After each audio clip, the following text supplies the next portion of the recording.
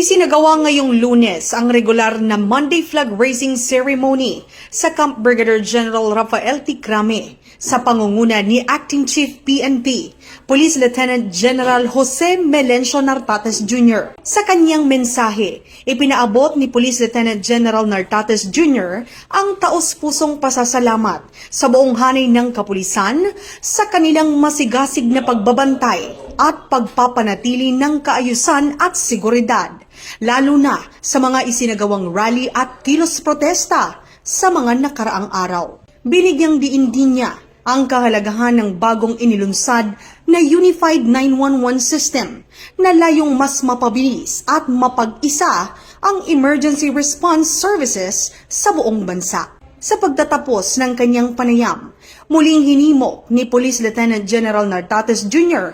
ang mga pulis na panatilihin ang mataas na antas ng integridad at dedikasyon sa kanilang tungkulin bilang lingkod bayan upang mas mapatatag pa ang tiwala ng publiko sa pambansang pulisya.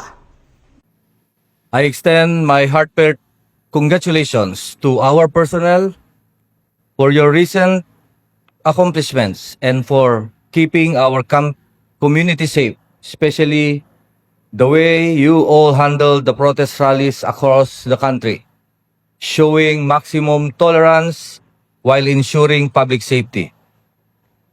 Noong nakaraang linggo ay inilunsad din natin ang Unified 911 System kasama ng ating DILG.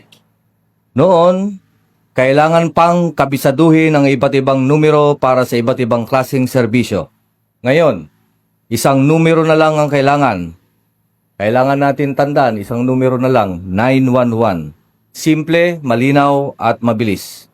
Hinihimo ko ang lahat na sama-sama nating matagumpay at sistemang ito at gamitin nating upang lubos at mapag-igi ang ating serbisyo. As we move forward, I urge all of you to continue performing your duties with dedication and professionalism. Protecting the public is not just our responsibility, it is our honor. Always observe the highest standards of conduct, exercise fairness and restraint, and remember that the trust of the people is our asset.